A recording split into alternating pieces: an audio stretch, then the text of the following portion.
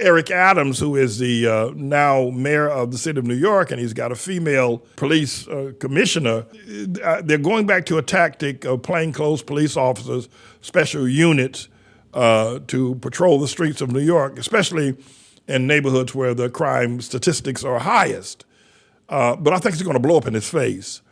It was this unit that said that they owned the night, this group of plainclothes police officers that shot Amadou Diallo 41 times for pulling out a cell phone and up in the Bronx. And none of them were persecuted for that.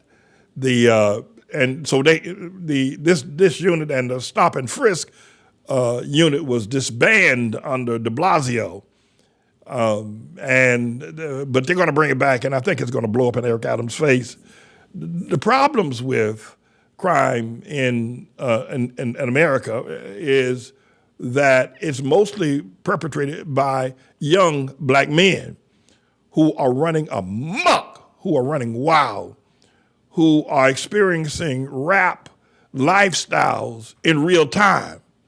And because there's no authority over young black men, they're Hamites, because there's no authority, and any authority that is meted out is greatly frowned on by the larger society. And the reason why it's going to blow up in Eric Adams' face and why it's going to be a whole lot worse than when this unit was first put together, going back a couple of decades ago, is that you now have a spirit in America that is as wicked as hell. You got the Black Lives spirit in America that says defund the police. I mean, that just says right there to a young black man, to Trayvon Martin, to Michael Brown, it says to hell with the police. They don't have authority. These young men are running amok in the street. And the social programs of the Democrats and the liberals and the pensioners Negroes are encouraging this. It is on. Let me tell you, it is on. What's happening here, and what Eric Adams needs to talk to somebody like myself who could be in the council, begin to instruct him and school him on how to start mending families.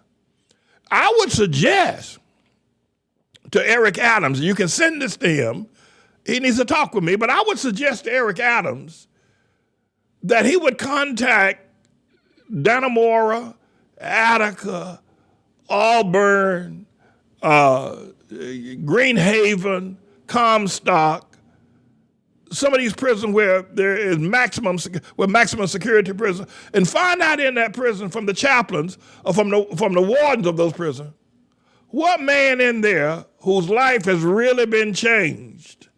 And he's been walking the walk and talking the talk of a good man, a reformed, a redeemed man for the past 7 years, for at least 7 years. The way James David Manning walked inside the prison. Eric Adams, what I would suggest to you is that you would contact these prisons and prison guards and chaplains in these prisons and find out, are there any people in there like James David Manning, and get them out.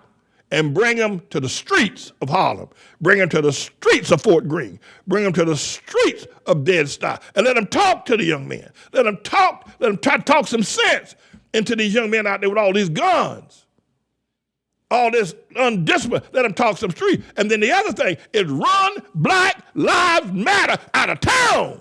Run them out of town, and run them out of town now. So Eric, that's my advice to you. Of course, I can give you a whole lot more were you humble enough to call me. But you got men in prison in Dannemora right now who are ready to get on the street and talk to these young men. And they're not afraid of them. And when you put them out there in Fort Greene, South Bronx, Harlem, after doing 15 years in prison, then got their act together, studied, become self-educated, put them on the street, get them out of there, put them on the street, have the courts give them a conditional release, put them on the street, and let them talk to you. You can take these guns, brothers, let's stop kidding one another. Brothers, let's stop kidding one another.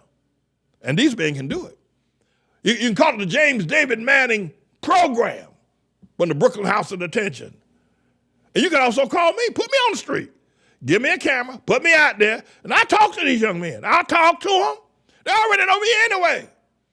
But it's going to take a larger army than just me.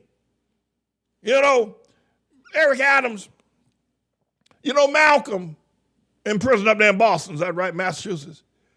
When he came out, he was able to recruit people. Now, I'm not saying recruit people into the Nation of Islam, black Muslim. I'm not saying that. But Malcolm had been in prison and knew the score.